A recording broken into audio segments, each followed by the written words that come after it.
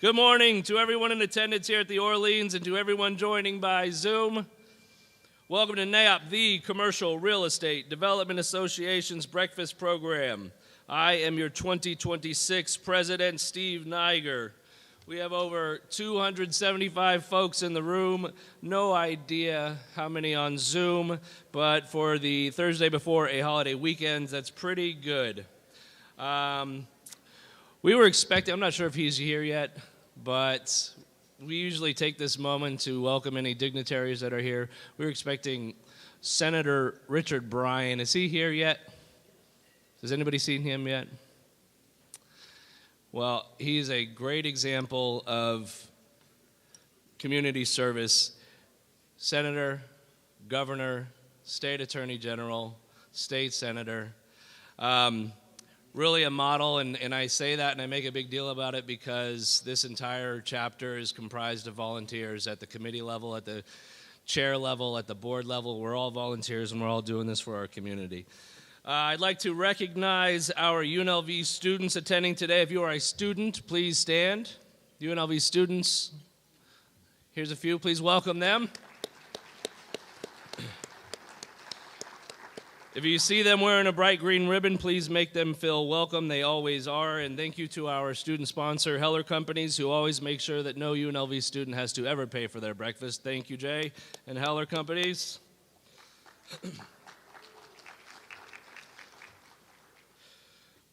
First of all, I'd like to acknowledge the great success of one of our biggest events of the year. How many of you were at last Friday's 34th annual golf tournament, NAIOP golf tournament? Yeah? That was very, I know there are people that played golf in here that could be louder than that. How many of you were there? Was it great? We had a hole-in-one at a par 2, Matthew Archella of Calabrini, frat. I don't know if he's here, but he won Omaha Stakes for a year. Hole-in-one's pretty good. Also, our very own Phil Dunning was a recipient of the Ray Jones Award this year. Congratulations, Phil. Thank you very much. If you are NAIOP staff or a part of the golf committee, would you please stand? And I'm serious, please stand.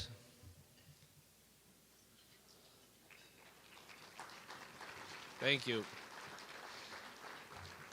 If you notice, that wasn't a lot of folks, and the golf tournament is a huge undertaking, a lot of work, and everybody I know that I talked to said it was a fantastic day. So, again, very grateful for the staff and the volunteers that made that such a great day for our members. Let's take a moment to honor our current President's Circle sponsors, critical components of the success of our NAIOP chapter. Up there on the wall, our platinum sponsors. We have 4. Cox Business, supporting our chapter for 22 years. Lincoln Property Company since 2022. Martin Harris Construction since 2001. And Schnitzer Properties since 2000. Thank you to our platinum sponsors. I appreciate you. We also want to thank our 11 gold sponsors. I'll run through them. Burke Construction Group, Clark County Community and Economic Development, EBS Realty Partners, Heller Companies, Howard Hughes, Kimley Horn, Majestic Realty, Prologis, Southern Nevada Water Authority, UES, and Unforgettable Coatings. Thank you to our golds. Gold is good. Now, check out the screens as we recognize our silver sponsors. If you're up there, thank you very much. Our bronze sponsors, thank you very much. All right. And our copper level President's Circle sponsors, thank you very much. PC sponsors are full of benefits, free breakfast attendance, event discounts, marketing opportunities, etc., etc. It takes a village to be the best in the country, which this chapter is. If you're not a sponsor yet, please stop by the front desk or talk to me. Now on to our committee announcements. Like I said earlier, we run because of the high quality of our organization's committees, which are made up of volunteers, which is how you get the most out of NAIOP. Let's take a moment to hear our committee updates. I think first up is Jason from the Education Committee. Welcome, sir. Thank you. Right down here. Oh, no, you're good. Does it work? There you go. Good morning, everybody. I'm Jason Ipina with GCW and the Education Committee. I'd like to invite our members to an extremely informative members-only workshop titled From Transit to Transformation, the Maryland Parkway BRT Project and the Future of Corridor Development on Charleston Boulevard and Maryland Parkway. Members, we hope you'll join us and see our expert panelists consisting of Shawn Coleman from Clark County Community and Economic Development, Seth Floyd from the City of Las Vegas, and Daniel Fasikis from the RTC. Please join us on Friday, June 5th at 9 a.m. at Las Vegas Realtors. We hope to see you all there. Thank you, everybody. Well done. Now membership, Tanya with Wright. Good morning. My name is Tanya Carrasco with Wright Engineers. On behalf of the membership committee, I'd like to invite you all to kick off the World Cup with us on June 11th at general admission. Look out for an email blast on that. You do need to be a member to participate, so make sure to become a member. See anybody with a membership tag or the front table. Also, we have our bowling tournament on July 30th. There are only a few spots left, so please make sure to sign up. And you also have to be a NAIOP member to purchase a team. So again, see one of us with the membership tag. Thank you. Good. Thank you very much. DLI. We are now accepting applications for our 2027 Developing Leaders Institute. Anybody here been in DLI? Just raise your hand. Look at this. There, see? Almost half the room. Someday it'll be the whole room. If you're 35 or younger, I encourage you to check out this amazing program. Numerous DLI graduates are past presidents, including myself. Applications are due July 10th. July 10th. Also, another big party. NAIOP, Southern Nevada, turns 40 years old this year. 40. Almost as old as me. We're holding a big 40th anniversary mixer to celebrate in September. Both members and non-members are invited. I'm very excited about this. I'm not going to blow the surprise, but to all of you in this room, believe me when I say you have never been to this venue before. It's going to be awesome. That's all I'm going to say. Watch out for the formal announcement. But for now, save the date, Thursday, September 10. Now, new member recognition. Each month, we like to recognize our new members. If you are a new member, please stand and welcome to NAIOP. New members in the room, please stand. Please stand. Thank you. Like it's not nerve-wracking enough to be in this big room. I make you stand up. I get it. If you see a red ribbon on the name tags, please be sure to welcome them. Make sure they are not sitting alone. It's a tough time in this room the first time. NAIOP Southern Nevada is currently 760 members strong. Could be stronger. If you are not a NAIOP member, you should be. We rank in the top 8 for NAIOP chapters nationally, and we are only the best trade organization in town because we've got great members who do great things. Please get up or get online and become a part of this incredible group.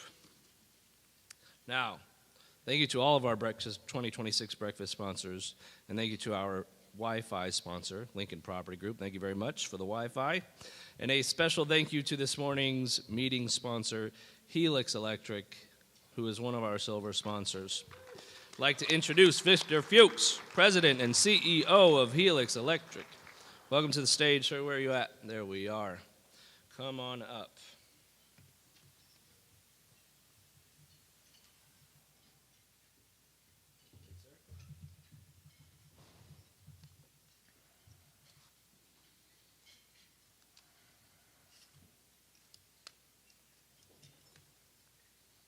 Good morning, everybody, and thank you for NAIOP Southern Nevada for having us today and for the work this organization continues to bring together the people shaping the future across our region. I'm Victor Fuchs, President and CEO of Helix Electric. We're based in Nevada. We're the largest electrical contractor in Nevada and also have a major presence in Utah.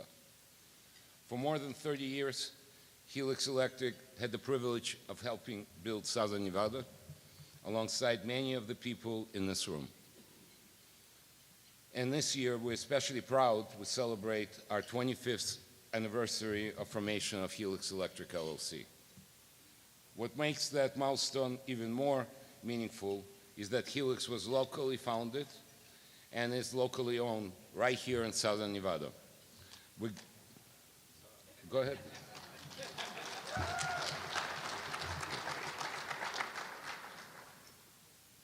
We grew up with this community, and many of the relationships in this room today have been part of that journey from very beginning. Today, Helix has become the largest electrical subcontractor in the state of Nevada, with more than 1,200 team members across the region, with headquarters in Las Vegas and branch offices Reno and Salt Lake City. While many people know us for our large-scale projects, what truly makes us company unique is the depth of our capabilities. In addition to major construction projects, we operate one of the largest electrical service departments in the region. We have more than 50 service trucks on the road, highly qualified technicians delivering 24-hour support with response time less than 45 minutes. Our teams continue to support some of the most important projects in hospitality, healthcare, sports and entertainment, industrial development, renewable energy, higher education, large-scale infrastructure, and increasingly data centers. In fact, Helix has become a leader in the data center space in Nevada as demand for power technology, infrastructure, and mission-critical facilities continue to grow across the region. But as proud as we are of the projects we built, we're equally proud of the people building them. One of the things that we always separated Helix is our commitment to our workforce. We have multiple generations of families working within our company, employees who have spent decades growing their career with us, and a culture centered around opportunity, training, and long-term investment in people. One of my favorite things to say, and I mean what I say, take care of the people, and the people will take care of the opportunity and the company. Last year alone, we invested more than $900,000 back into employees' education and training programs, including through Helix University and continued workforce development initiatives. We also expanded our in-house design-build capability with more than 20 engineers on staff supporting projects throughout all of the regions. Beyond the job site, giving back to the community remains a major part of who we are. Over the past year, Helix invested more than $350,000 into philanthropy, charitable partnership, golf tournaments, and community collaborations, many of them alongside partners and clients in this room today.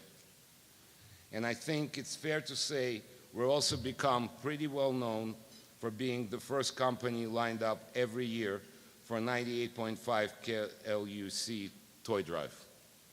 After nearly a decade, I'm not sure if it's tradition anymore or just healthy competition. At the end of the day, none of our success happens alone. It happens because of trust, partnership, and relationship we built throughout Southern Nevada over the last 3 decades. So on behalf of everybody at Helix Electric, thank you for all your partnership. Thank you for the opportunity to continue building alongside you. And most importantly, thanks for allowing us to be part of your journey and part of your success. Thank you.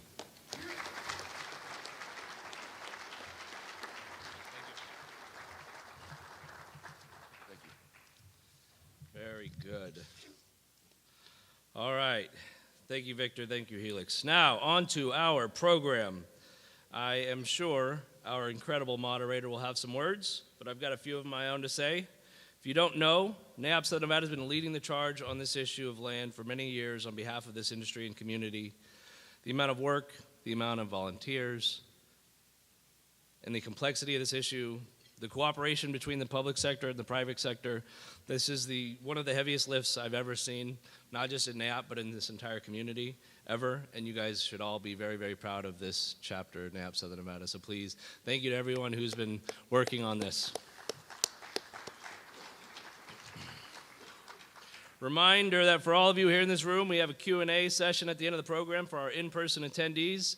There are notepads and pens at your table to write down questions, which will be collected by our Executive Director, Jamie Schwartz. Where are you, Jamie? Jamie Schwartz. If you don't know, I don't see her, but if you don't know what she looks like, ask somebody to point her out. She'll be collecting it.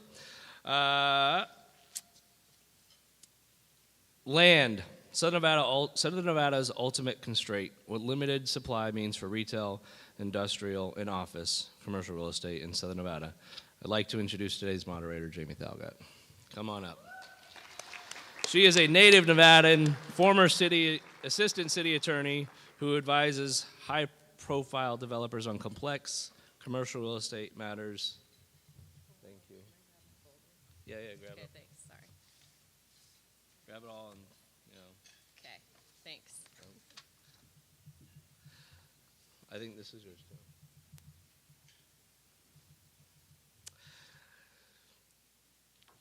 She advises high-profile developers on complex commercial real estate matters, including development agreements, public incentives, C-PACE financing, land use, and acquisitions across all asset classes, a respected leader in Southern Nevada's development community. Jamie also serves on the board of NAIOP Southern Nevada and the Henderson Development Association while supporting key community initiatives through extensive pro bono work. I've thought about this a lot. I'm going to make this quick, but Jamie and I, for years now, have talked almost daily and worked very hard on behalf of NAIOP and government affairs, and it's a lot of time, and I really wonder, I do ask myself, why do we do this? Why does Jamie do this? Why do I do it? Why does our entire government affairs committee and the board do it? And at the end of the day, it's because we love Southern Nevada. We want to do what's right. It's not just about community service, it's about serving this community in a way that helps the economy grow, in the way that helps our industry grow. I appreciate all our volunteers. It's a lot of work, but we wouldn't be doing anything else if we didn't care. So thank you very much. Jamie's going to introduce our panelists, so I'm going to get off the stage and hand it over to you. Thank you very much. Thanks, Steve. Hopefully everyone can hear me. Before I introduce the panelists, I just really quickly wanted to set the stage and provide some context for today's discussion. And I think, everyone in this room has heard of the lands bill. We've heard the statistic that 80% of the state is federally owned, but what does that really mean to you? I'll submit that it means, from an outside and oversimplified perspective, it looks like we live in a sea of land, but in reality, we live on an island that is finite and consumable. It means in a community in need of economic diversification, we're essentially out of parcels of a size, slope, and infrastructure capacity to support job creation projects. It means land scarcity is driving up land costs to the point that housing is unaffordable and new jobs will be harder to create. At its core, it means that land is Southern Nevada's ultimate economic constraint, and not just for developers, but for regional economics. Having lived and breathed this for the last 3 years, as Steve said, with the Government Affairs Committee, I now understand what a crisis this has become. Our members have spent countless hours, as Steve said, working on this issue. Unfortunately, in a community that develops about 4,000 to 5,000 acres a year, according to a study from 5 years ago from RCG Economics, we had about 16,400 acres of employment land that was ready for development, only 5,000 of which was optimal for economic development purposes. The current lands bill championed at the federal level only gives us an additional 25,000 acre runway, or 5 years of development, and that was 5 years ago. Make no mistake, this is at a crisis level, but I'm a volunteer, and what educated me was not hearing other people's opinions, but rather data and objective perspectives of the experts like we have today. So let's get to work, because we all need to become experts on this issue. First, I want to introduce Cameron Belt. Cameron is the Senior Economist and Research Director at RCG Economics, where he provides independent economic research and strategic insight on Nevada's local, regional, and national economies. With prior leadership roles at Lyft and Uber, Cameron brings deep expertise in applied economic strategy and analytics, and his work has informed both major institutional investors and public policy discussions across Nevada. I also want to introduce Dr. Shawn McCoy. Shawn is the Executive Director at the Leeds Center for Real Estate and is a tenured professor of real estate and economics. Distinguished as a Lincoln Institute Scholar from the Lincoln Institute of Land Policy, he specializes in the fields of real estate, economics, applied statistics, and geographic information systems. And you'll see some slides, I believe, although I can't see the screens, that will be up that Dr. McCoy prepared for our discussion today.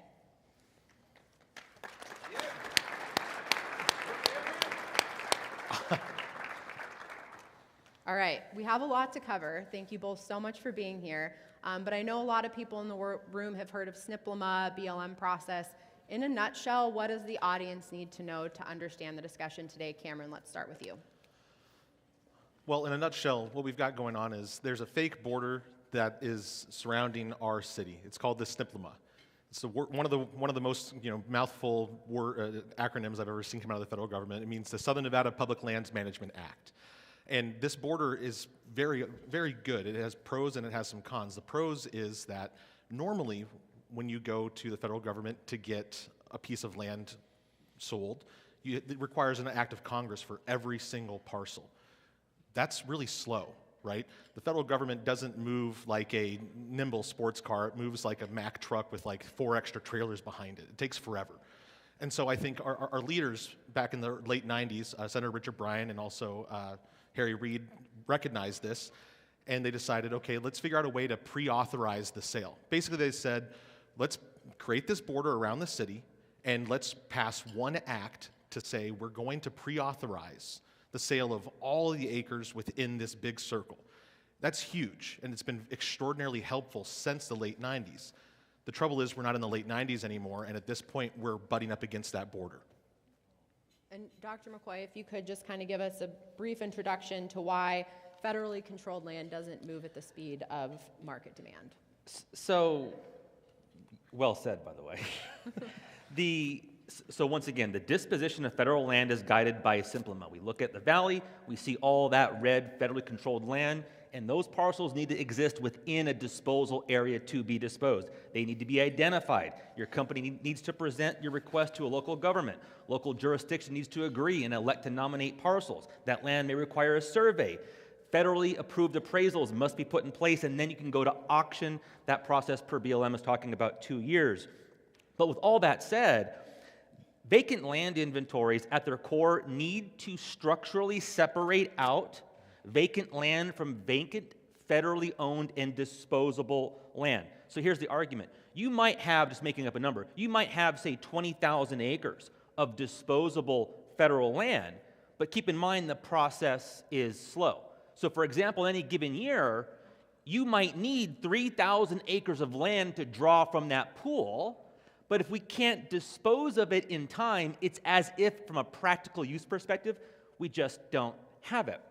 Now, going one step up, thinking about an even bigger part of this picture, we all talk about, was it 90% of Clark County is federally controlled?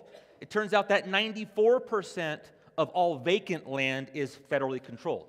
These parcels are given back to the private sector via a process via auction.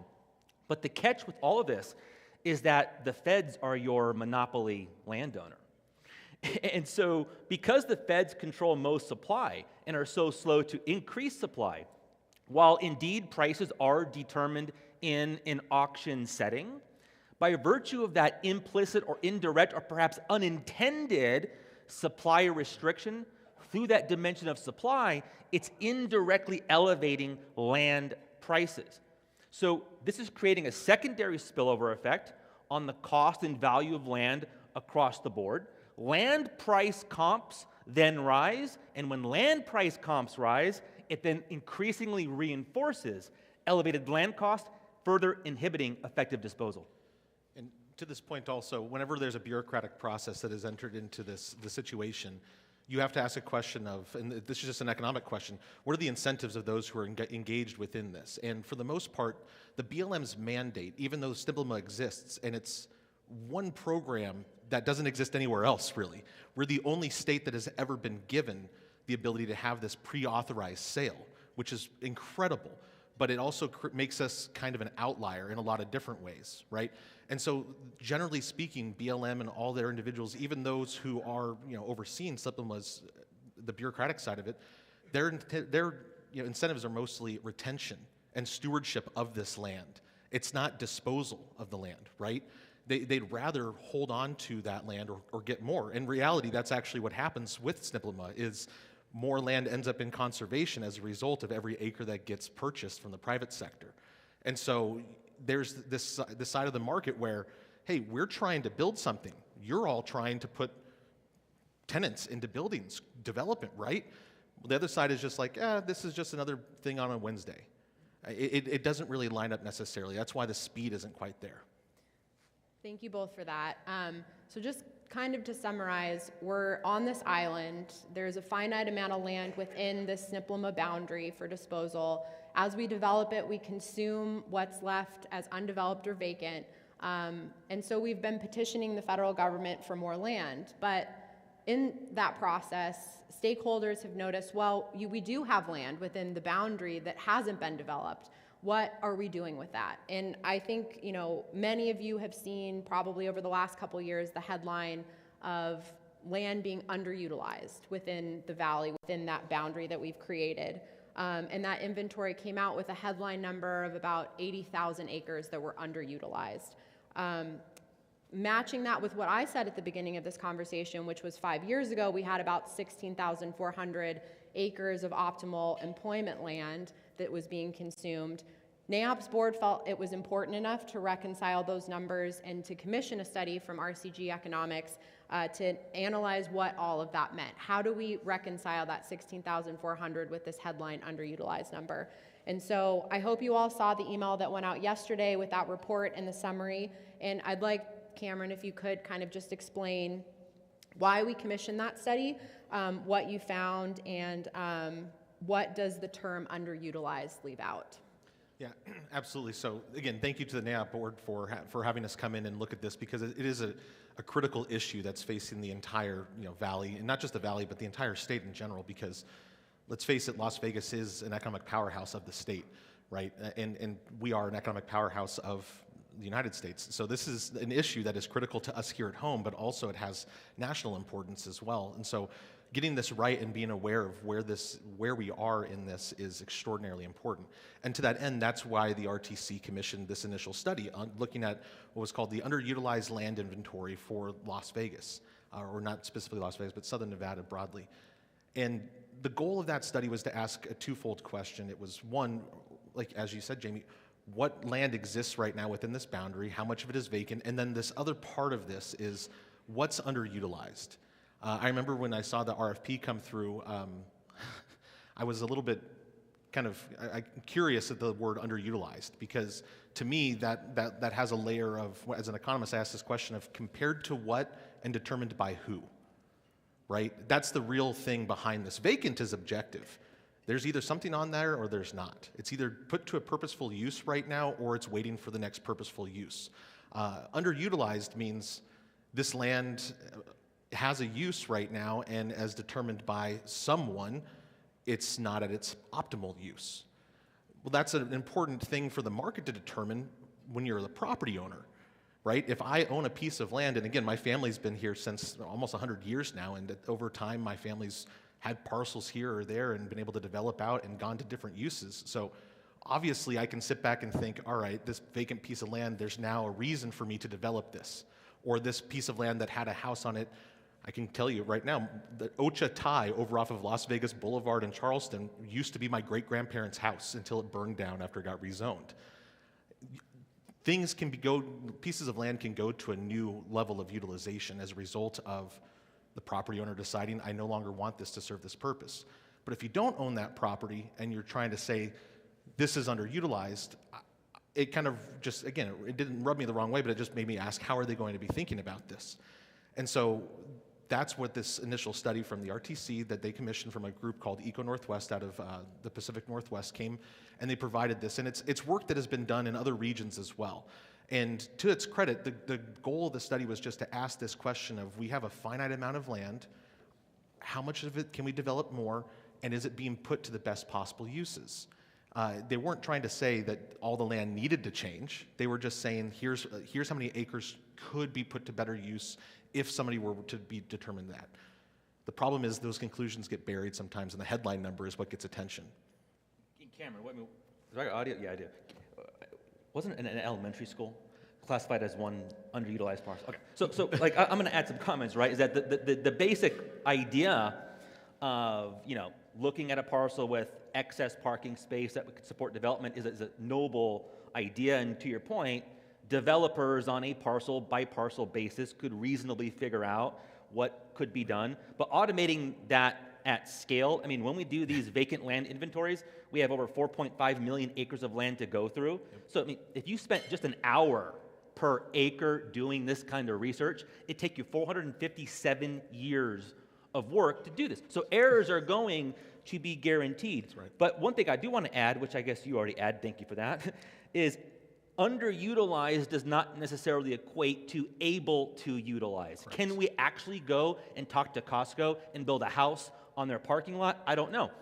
But there's, in my view, my reading of the RTC study is that there's limited evidence to suggest that developers in Southern Nevada partake in underutilization to begin with. So for example, going back to the RTC study, is when I took these numbers and I looked at, so to be very clear, underutilization, a big part of this, is talking about developed parcels that we think can have more development on them. Those are the underutilized category. If you take those acre counts and then divide them by all developed land in Southern Nevada, you know what number that comes out to be? What does it come out to? 3%. What that means is that 97% of all developed land in Clark County is actually not meeting the underutilization criteria per those restrictions. And to put that into context, again, it's this question of, should we be squeezing the smallest lemons harder, or do we need more lemons? That's what it comes down to. If this represents 3%, right, we've got this tiny lemon over here, and we're like, we think we can get more use out of this. And maybe it's a Costco, for instance. That was actually identified within this as well. Once you get into the underlying data and you can say what parcels were chosen as underutilized, there was a Costco that was chosen. When you look at the picture from the satellite, the parking lot is full. I'm not sure that that's being underutilized at that point, right? And so we sit there and look at this and we could say, yeah, we could squeeze more out of that, or we can get more lemons. And that's what we need. We need more of those lemons. We need more parcels available that are vacant that we can get from the federal government to actually get into the private sector's hands in order to be developed. That's the crux here, is we can sit back and we can plan and we can think this would be great if this would happen in this way, but what we need is for people who are willing to take on uncertainty, take on development costs, take on risk, and throw their cash behind it. Otherwise, all we're doing is just a categorization exercise, which can be helpful. It's helpful to know this is what meet these criteria. The question just becomes, that is not an answer in and of itself. That's a nice place to start, but then we need to peel the layer back to, here's 60,000 acres worth of vacant land. Okay, how much of it is on the side of a mountain? How much of it has utilities running to it? How much of it is irradiated because it used to be a nuclear fallout? I don't know. There's all these questions. And generally speaking, when we look at these types of studies, we have macro questions. But one big thing that comes from economics is there's macro questions, but there's only micro solutions. We can't just wave a pen and make all of this happen. Individuals need to come together. The private sector has to come through and say, yes, this makes sense for this to now develop. Absolutely, thank you.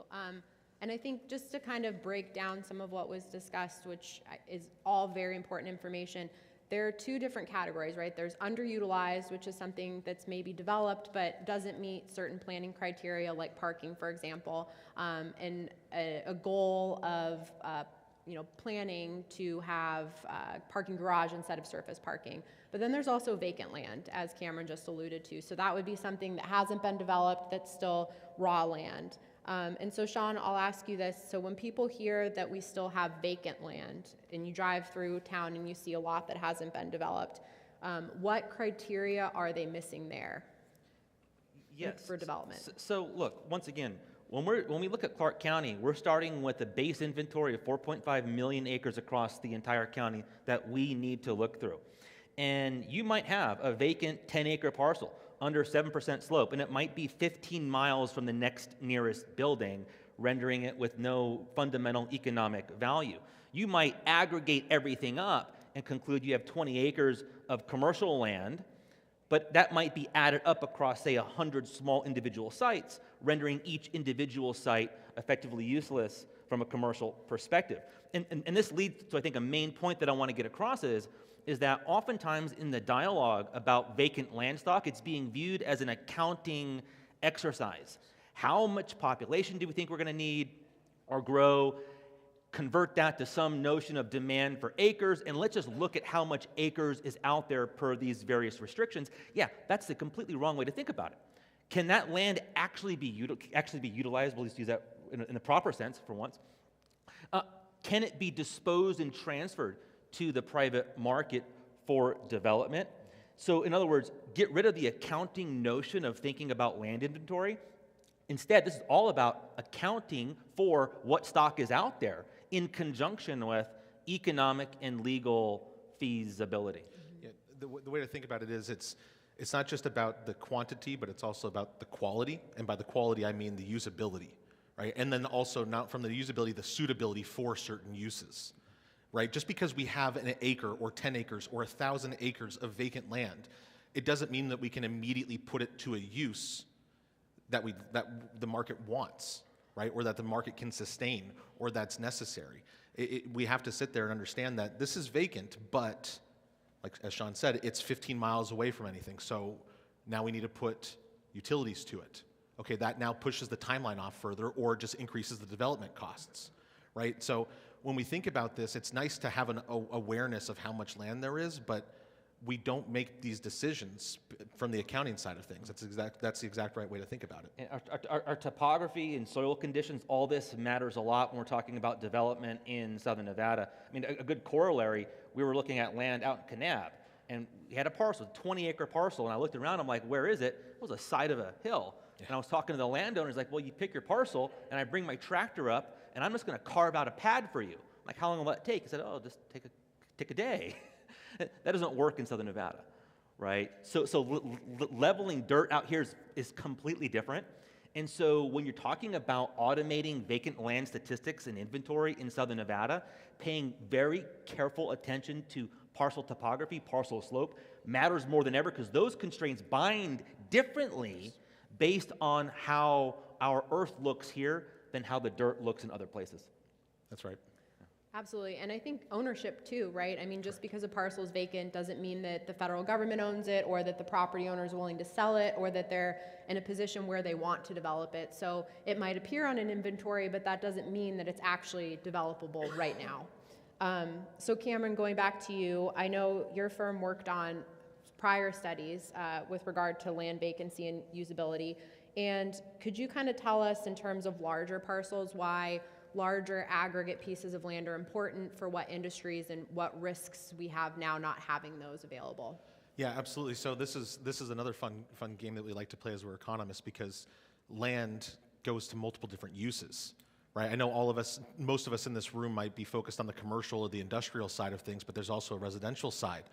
And we have to be aware that land doesn't just go to one thing, and it can be used in multiple different ways, and it's one unit that can answer multiple different policy questions, right? That's one thing to think about.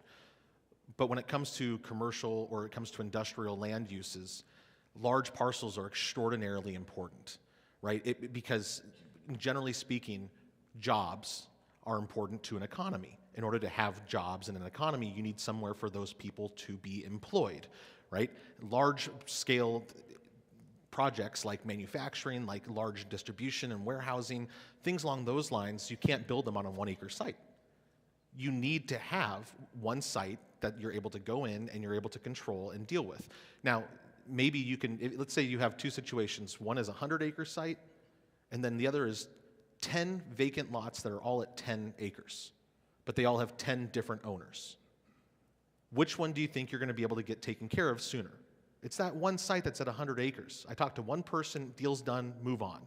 The other one, I've got to chase down who owns what, where, when. I'm sure if anybody's done any work out at Apex or was doing the Speedway development for the last 15 years or so, they were chasing down people that have held on to things since the 30s. So that becomes extraordinarily difficult. So these transactions costs that come in as a result of having smaller parcels versus having large parcels makes development slow down in general, right? So having access to large areas, large parcels of vacant land is extraordinarily important for the economic generating side of the economy, to be building projects, to be able to help take care of and provide jobs for those who do live here and for the residential uses as well. You know, Steve, was talking about, commercial real estate to support regional growth. That's true, but what's even more true is commercial real estate is the economy. Correct. I mean, we're trying to get this point across. Medical professionals, they work in buildings. Goods and services are produced in buildings. The economy itself lives within commercial real estate, and so growing the economy requires building more commercial real estate. Jobs need space. And thus, to your point, limiting commercial real estate development thus inhibits job creation, stifles wage growth. But the kink, to your point, Cameron, is that commercial real estate assets need these larger parcels. We can't build a grocery store on a 3,000 square foot lot. But here's one thing that I think is getting structurally overlooked in the dialogue. We're talking a lot about vacant land availability and forecasts over time.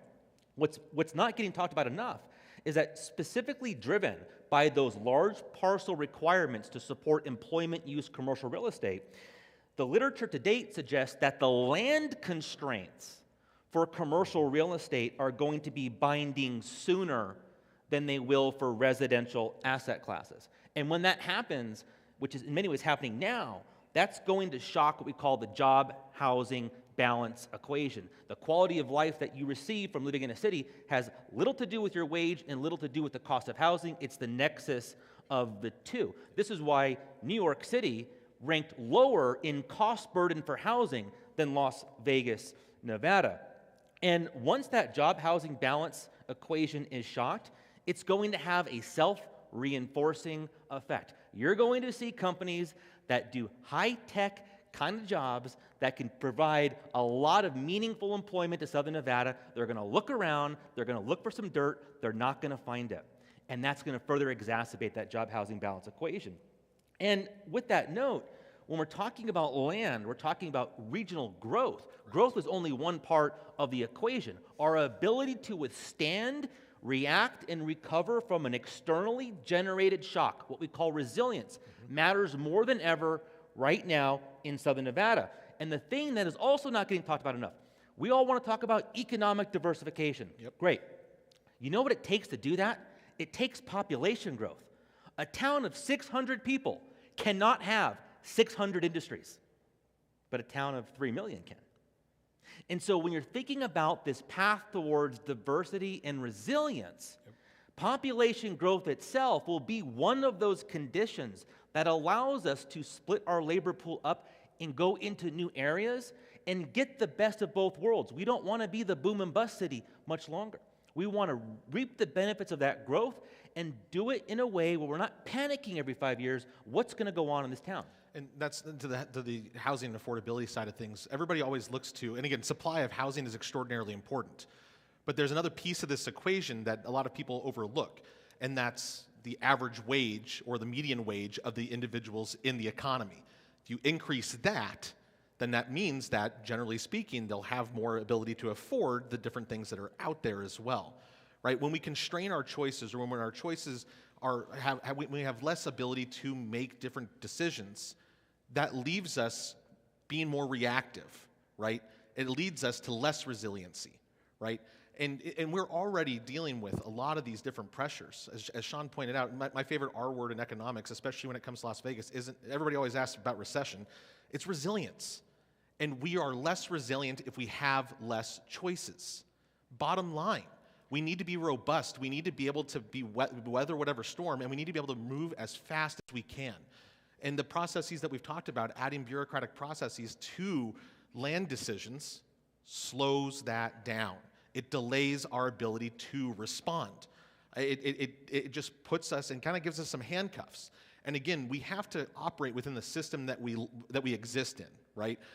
Please don't get us wrong that we're just sitting up here just saying, oh, all that has to happen is just everybody has to change their thinking and we're all taken care of. No, there's literal things that have to be moved along in terms of policy and everything else, but it does start with ideas. It does start with all of us coming together and understanding that this is one of the most central problems to any sort of growth for our economy. And again, I'm not looking 5 years out when I'm talking about growth. My family's, like I've said it once before, 100 years. I'm 20 years out. I don't think about the next election cycle. We need to be aware if we want our families to grow up here, and if we don't want Las Vegas to be just a bedroom community of retirees, which again, I've got no problem having retirees, but if all we're building is bedrooms, and we're not building employment centers, we're going to have a really hard time to grow. We looked at 627 occupations in Southern Nevada and asked a very simple question. What percent of those occupations pay enough right now to afford a median price home in this city? And the number is 6%. That's exactly right. Thank you, guys. And, you know, the reason that we wanted to have Dr. McCoy and Cameron here was to share these statistics with you, because I think, you know, just reading the headlines, a lot of this gets lost, and it's so important that we all understand. And I also want to highlight the fact that we do have some representatives from the RTC in the room, and the RTC has been very collaborative with us since that study came out. They've actually been working with RCG Economics to sort of drill down on the economics behind the numbers and not just have that 80,000 acre underutilized land be what everyone's talking about. And so, again, to just kind of recap, we have this boundary around the valley. We're quickly running out of acres. We're pretty much out of 100-acre parcels that we need for large economic development projects. The commercial problem is at more of a crisis level, I think, than the residential problem, what we've heard. So what happens then if we don't get a lands bill, if we're kind of left with this boundary that we have? If we build inward, if we engage in redevelopment and infill development, what can that realistically do? At a high level, infill is necessary, but it's not sufficient. It should be, it's part of the conversation, but it's not a conversation ender, right? We can't just say, oh, we'll just infill everything. Infill is expensive. It usually runs, I think, 20 to 40% cost premiums compared to a greenfield site. So if we're just going to all of a sudden say the only thing that we've got is the most expensive option, then again, expect growth to chill and expect it to pull back. And I don't know why we would force ourselves to only face the higher price point option, right? There needs to be something else there. Infill is important, and it is happening, and we've seen it happen kind of in these concentric circles going outwards. I think we're seeing a lot of that happen around the medical district right now, right? Starting out with what Tony Hsieh had started doing down in downtown, and then just slowly kind of going outwards in different ways. It's extraordinarily important, and it needs to happen, but you know, being the risk of sounding like a nerdy economist up here, there's this idea that capital is heterogeneous, meaning that once you build something and you put it to a purpose, you can't really repurpose it immediately. It's really hard to change from one thing to the other really fast. And once you add in zoning and land use laws, and you add in other property owners and entitlements and all this other stuff, it makes the process possibly even longer than it takes to get from Stiplema, right? I'm sure some of you in this room have had to deal with some of that. I know there's horror stories out there, but it's a part of this, but we're not going to be able to infill, I don't know, a warehouse distribution center, right? Unless we're taking over an entire community. So we can't be doing that necessarily as the only option. And in my view, I think there's a fatal flaw to the inward development story. If you go into my LinkedIn profile, I have a map of multifamily rents for every zip code in Southern Nevada. And guess how they look in Southern Nevada? They're backwards. We have higher rent properties on the periphery of the city. So you have a situation where when you're thinking about infill sites, you have higher land cost, but inability to reap those higher rents again in an on average sense. And I think in terms of another fatal flaw, when we talk about blanket statements that inward or infill development can solve the housing crisis or other growth challenges, is look, developers can't develop unless a project financially pencils. Correct. And so when I look around at infill sites or vacant parcels on the inward part of the valley, the simple part of my brain says to myself, well, I mean, what's the barrier here? What is the challenge? There must be something going on that's actually making it difficult for those sites to be utilized. And so, you know, so much of the dialogue over the last 8 months has been on these, again, blanket statements. We need to grow up, we need to develop in, we need to do this, from people, by the way, who don't actually do it. And at the same time, I'm thinking, well, from an economics perspective, again, I'm not a developer, and you aren't either. No. What we should be talking about is what are the barriers for the developers? Let's spend all the time doing that and find out what's inhibiting that growth, what's standing in the way, and then talk about incentives we can bring to the market to help the development community overcome them. To me, that sounds like a dialogue for progress rather than a warm and fuzzy headline designed to make us all feel good. That's exactly right. I think that, generally speaking, the market isn't perfect, but it's the best allocator of scarce resources that has ever existed. When the market isn't doing something, there's a reason why. It's not just a simple failure. There's something behind it. Sometimes it's a cost issue. Sometimes there's a regulatory barrier. Sometimes there's an owner who just doesn't want to get rid of something. But these things aren't figured out by just asking a simple question of let's categorize all the land that happens to fit within this type of parameter. It happens when people get out and do the legwork, get out and decide I'm going to change, get out and have vision, which is what this entire city has been built on. The individuals with vision and means to execute on that vision, having the opportunity to do so. I know there's a lot of people in this room with both the means and the vision, but the opportunity to do so has been constrained by less land that we are able to use. Absolutely, and I think we could have an entire other presentation on, power and infrastructure issues in town too. But I think, again, to just kind of bring everything together, we've heard that we probably need a combination, right? We need more land. We're also going to have to engage in infill development. I think, Dr. McCoy, I've heard you say that a lot of our structures in Southern Nevada are going to reach the 50-year mark within a certain amount of time. I think it was like 10 to 13 years. So redevelopment's going to have to occur, but we're also going to need more land, frankly. And so the other headline I think that we've had a challenge sort of publicly discussing just because we haven't had a platform is sprawl. And so can you just sort of address for the audience why our case for land access doesn't equate to a call for reckless sprawl or fewer environmental protections? Let's do this. You see those notepads on your table? Draw a big circle on it, like that. Okay, just draw a big circle. Is an oval okay? Oval's fine. Okay, now what I want you to do is I want you to label that Clark County, Nevada.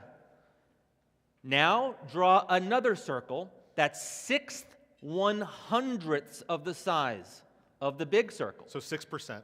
Okay, thank you. Okay, hint, it's going to look like the tip of my pinky. Okay, now I want you to be an all-knowing, all-powerful planner and put 96% of all developed real estate in the entire county into the little circle. Guess what you want to call that circle? Las Vegas, Nevada. That's the truth. 14 days ago, Johns Hopkins University released the first national comprehensive study of urban sprawl for every major metropolitan statistical area in the U.S. Las Vegas, Nevada, and Reno, Nevada do not meet the sprawl benchmarks. Frankly, far from those benchmarks. We released that study yesterday. Thank you for the little promo there. I guess this will work. We'll call it that. We're not even close. In terms of residential and employment density, the Johns Hopkins data ranks the Las Vegas MSA 16th out of 233 MSAs as the most dense, putting us in the top 7% of the most dense MSAs in the nation. One reason that's happening is because that little circle and what we have there on that map. So I'm going to answer your question by saying, look, the data do not support the case that we're even close to getting to those sprawl benchmarks to have that concern right now. And Thank you. Also on top of that, to add some additional high-level context, I think the last lands bill that was proposed in the Senate, in the U.S. Senate, was looking at, what was 25,000 acres, like you said before, right? Along with 2 million set aside for conservation. That's an 80-to-1 ratio of conservation versus development. I don't think that says sprawl anywhere. So for me, this entire conversation around this is something that, in addition to the data that the Lead Center for Real Estate Studies came out with yesterday, should put this to sleep, to say, look, we can't be constrained by a fear for something that we don't have a problem with right now. The problem that we do have is we've seen wages in Las Vegas lag behind the growth at the national level. We have seen diversification efforts happen over the last 20 years, but now that's slowing down because we have less choice available to us. We can't have a fear of a headline of, oh, this might become a problem. Well, it's not one right now. We can say that at least. And Cameron, to your point too, you mentioned this earlier, I think on balance, the federal government actually owns more of Nevada than it did before Simpleman was passed. So we offset development through conserving land, and Nevada has done a fantastic job in conservation. I want to highlight the county and all the work they've done, and also, Marcy Henson, her department, for countless hours they've spent briefing us on those types of issues and NAIOP's engagement on the environmental and conservation side. There's not a lot of lists that Nevada tops the top of. Conservation is the one. Mm-hmm. We have conserved more than any other state in the entire U.S. without question. And water. Yes, that's correct. And that's my next question. Thank you. Another thing we do really well. So again, we could do an entire other panel on water. Water is important to all of us. I'm also a native Nevadan. It's very important to me. And so, Dr. McCoy, you made the best argument that I've ever heard for why we want more people moving here rather than anywhere else. Can you kind of talk about land constraints versus water policy? Yes. So that was on our call. Mm-hmm. It's a great argument. Thank you for that. It's a good argument. Good. Look, when you try to conserve natural resources, you put people or demand things into places that use them the best. We have multiple states drawing on one water system. And guess who saves water better than anybody in the world? Las Vegas, Nevada. Which means if you were to hypothetically transplant a subset of development from California or Arizona or wherever and simply move those units here, because we actually know how to save water, in theory, we would be consuming less in aggregate. And so the bottom line is we are good conservators. We don't just write the headlines to the paper in Las Vegas. We actually do it. Yes. So bring them here. The high-level context there is that we conserve water to a point where it's extreme almost anywhere else. It's true. We truly do. And we've reduced our gallons per capita per year by 55% while adding 80% more people in this valley, which is just absolutely wild. And it's a testament to a lot of different things. Innovation is one of them, right? We are, as a city, we are one of the greatest innovators when it comes to reuse of water, recycling of water, all these different things. And there's a lot of entities that deserve a lot of credit on that side of things. But to Shawn's point, if we found a way to have development at the lowest gallons per capita out of any other metro that happens to be on the Colorado River Basin, we should be the ones to get or to have that development.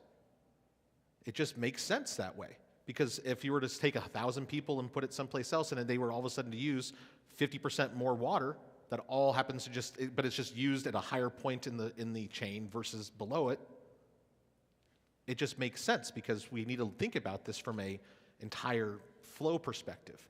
So much of the dialogue is on allocation concerns, and as opposed to thinking about how do you preserve the natural resource. The water itself isn't thinking about the Colorado Compact, right? And so when we abstract away from the notion of state boundaries and state lines, we have a precious resource that matters to support a lot of people. What you need to do is find out who knows how to save it, who knows how to conserve it, support growth there, and frankly, if people aren't getting on this train and learning how to utilize the precious resources that they have, they need to figure something out. Again, we've done it. This is a town of doers, and I just want to see people sort of recognize that. And if they can't do it, let us do it, because we've been doing it. That's exactly right. Thank you. Absolutely. Absolutely. And again, we could do a whole panel on water, and I know that's just a brief few minutes, but we did want to highlight the fact that we do conserve and we do it better than anyone else. And so I know we're at time now, but I just want to end with one question before we ask for questions from the audience, and that's, if you had one message for both the business community and policymakers at the federal level, what would it be on this issue? It's always fun. So I would say that for the business community, land is the single biggest constraint and structural risk to the region. We need you to get involved and to have your voice be heard and to jump on to all the efforts that NAIOP, the government affairs community, everybody is doing right now, because it is without question the most limited binding constraint that we have. For policymakers, for federal side of things, because this is a federal issue, I think the simple thing here to say is we need as much or the same control of our land as our neighboring states have. That's it. It's very simple. The economy is not partisan. How much you pay for rent is not partisan. Housing shortages are not partisan. Your quality of life requires your ability and the ability of a city to sustain housing and jobs, and you need both of those before we talk about warm and fuzzy headlines. The conversation needs to shift to one grounded in economic theory and not politics. Economics is our merciless leader and our merciless ruler that will rule without heart or emotion, regardless of your feelings, because that's just how it is. And I think that my message is we start doing economics if we want growth and a better quality of life in Southern Nevada. Thank you both. And thank you, too, for all the RTC members in the audience and everyone who's participated in this conversation with us, because it's a community issue. This is not developers up here pushing development. This is truly a community issue. We're volunteers. We wouldn't be saying this publicly if it wasn't something that we, actually felt too. So with that, I will open it up to Jamie, other NAIOP Jamie, Jamie Schwartz, for questions from the audience. Okay, and so if you have questions, that's just like she's doing up in the front. You can just raise your hand and I'll come around and gather those. Our first question is, why do we not build vertically more often? I'm always hearing that Las Vegans don't like to have to go up more than 2 stories. Why is that? So there are some structural issues with that to some extent. Vertical development can be costly up to a certain point, but after you get over a certain level, it doesn't really increase marginally. The big reason why we don't do more of it is because we're not allowed to. That's what it comes down to. It's not because it's not affordable. It's not because that we don't have a good idea for it and it would be good to have here. It's because we are not allowed to by law and by regulation for certain land uses in most areas. That's what it comes down to. There are barriers that we were talking about before on a local level that do stop the type of development as well. The panel has discussed and looked at, for the most part, just the land availability, but land usability is also a highly important issue for our city, for our region. What we are legally permitted to do on the land that we own ourselves also constrains our choice. And that's one of the big reasons. I don't know if you have any other to add on to that one. Okay. I'd say, too, we have, because of water conservation, a ban on evaporative cooling. And at a panel last year, you heard from contractors in the valley that, over a certain level, we just don't have technology to cool large vertical structures either. So. Okay, we have several questions phrased in different forms, but essentially what they're asking is, why don't the current leaders draw a new circle? What is the holdup at the federal level in making policy changes? Yeah, it's a fun question, and it's why don't we just do it? Why don't we get rid of this? No, it's joking. So there's a lot of nuances behind this. The first one is when you get into the inside baseball of politics, you always have to find individuals who are able to jump onto your cause. Part of that requires significant buy-in. Usually that requires finding a problem that is as collective as possible. There's no other state that deals with this problem the way we do. As we've talked about already, 85% of all of Nevada is owned by the federal government. The next closest state is Utah at 65%. Nobody is in the same position that we are. So it's hard for us to get other individuals at the Senate level. And again, I know a lot of our elected representatives have pushed these bills and have worked to get this, but it requires buy-in. And that buy-in is hard to get unless you give up and concede a lot more, potentially. So that's one of those big issues. But then the other issue becomes, okay, if we redraw the border, where do we draw it to? I could argue that we could draw it all the way down to the edges of the county. I could argue that we should draw it all the way down across wherever the arterials are throughout it, from the I-15 all the way up and then the 11 all the way as well, and just make a big X. It becomes a technical question of how much and everything else along those lines. And it's where we are as of right now. I think that it's because we have to go from where we are, which is this unique state that doesn't exist anywhere else, to a different situation. And identifying that, because again, how much more land do we need? It's not a question of how much more in terms of acres, like Shawn pointed out.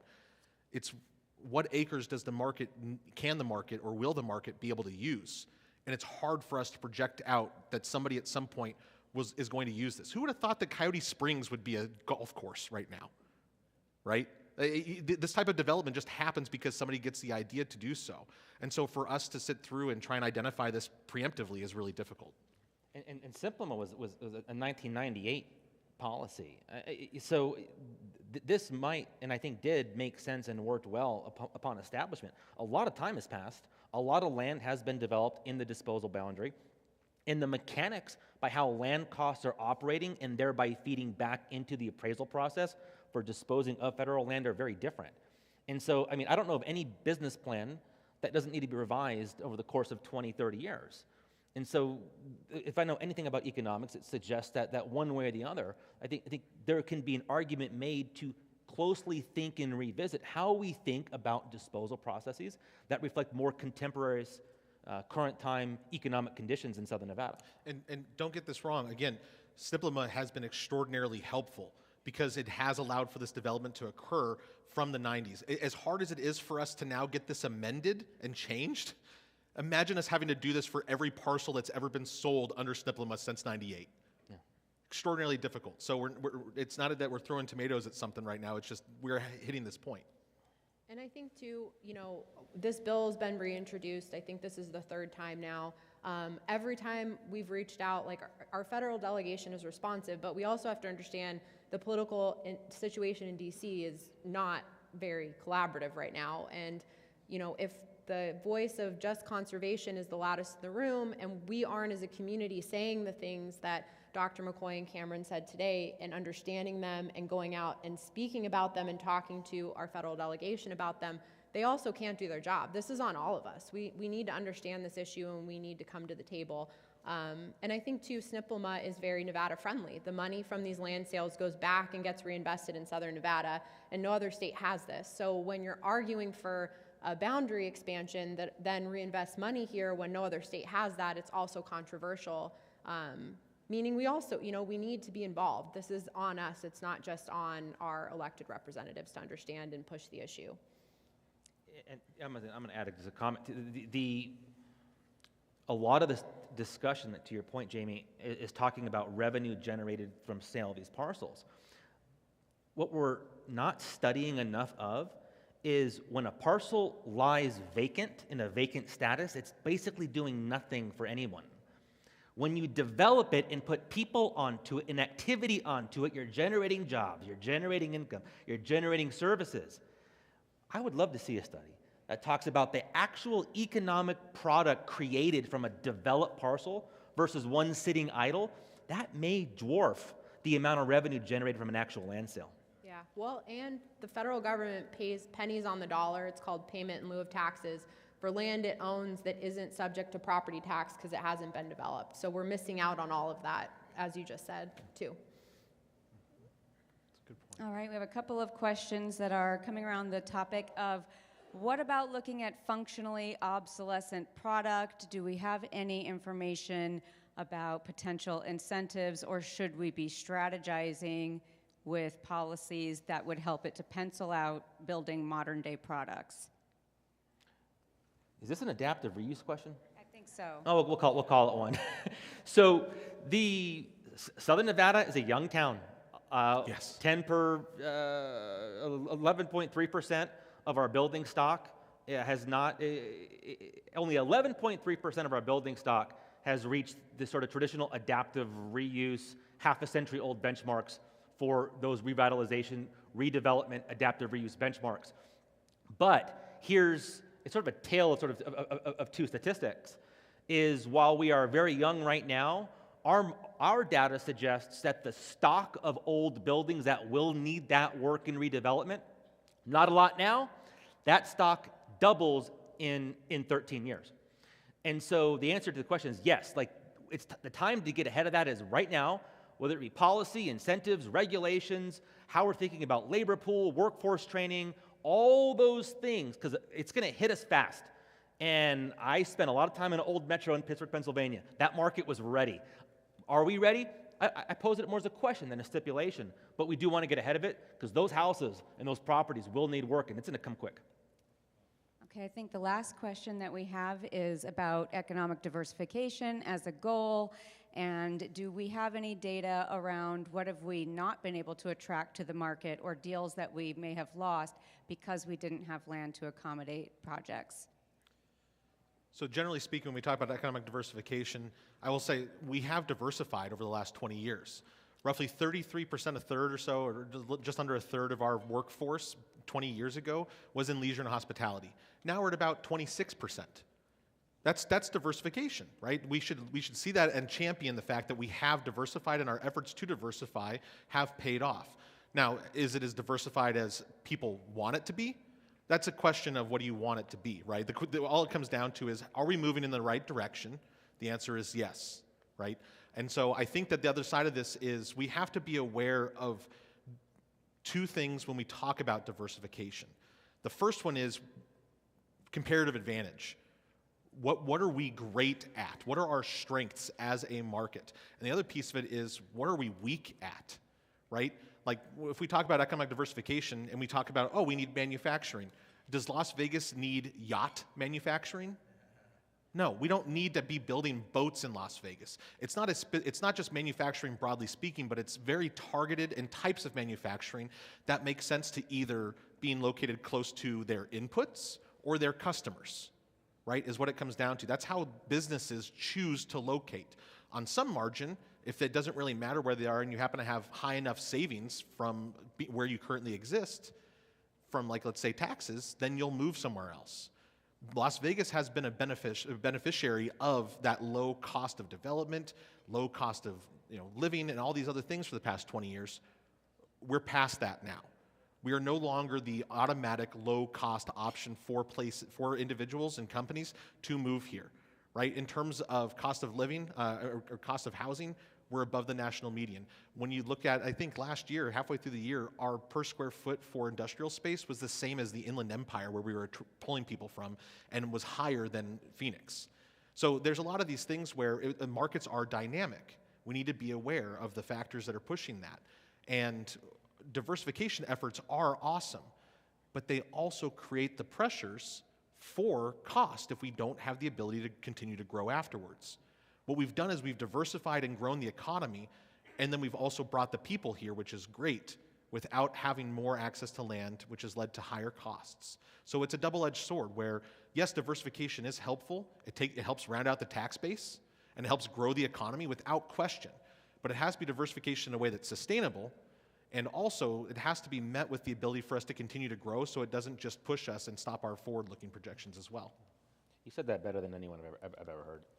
The economic diversification argument is very delicate, and one must exhibit immense caution when you're sort of nudging a city to do different things. Because, to your point, Cameron, diversification by itself is not necessarily a condition that can spur growth. We are all aware that the way you grow quickly is you specialize in what you do best. That's the opposite of diversification. The benefit of diversification, as we see it, is one argument about resilience. But even the literature that looks formally at diversification as a driver of resilience, that literature is also technically mixed. If you look at cities that are diverse, but have a lot of industries that are interconnected, one providing inputs or outputs that form the inputs for other firms within a region, those cities can technically be susceptible to shocks because a shock to one node of that system can propagate itself through that broader interconnected economy.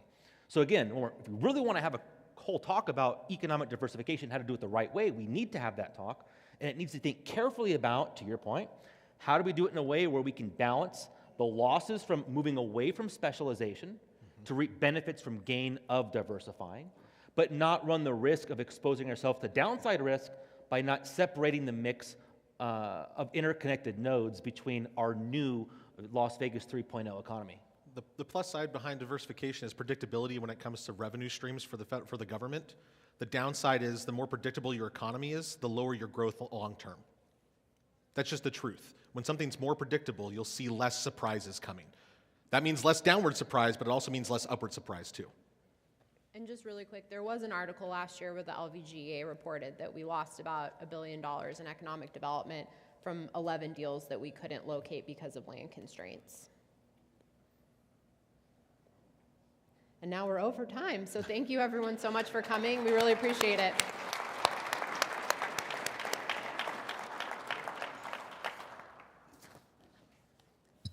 There we are. Thank you again to our panelists and our moderator. You guys have been great. This was a wonderful program. Very informative. Thanks again to our breakfast sponsor, Helix Electric. And I'm not saying we have a call to action for hundreds of people, but if we do in the near future, and you want to help by maybe sending some letters, just stuffing a template in an envelope or something like that, just write your name and email address on the pad and drop it off at the front. And otherwise, we'll just beg you later. But very important, and I think they made the case very well that this is a community issue. See you at our next breakfast program here at the Orleans, Thursday, June 18. There's a great day out there somewhere. Go get it. Thank you.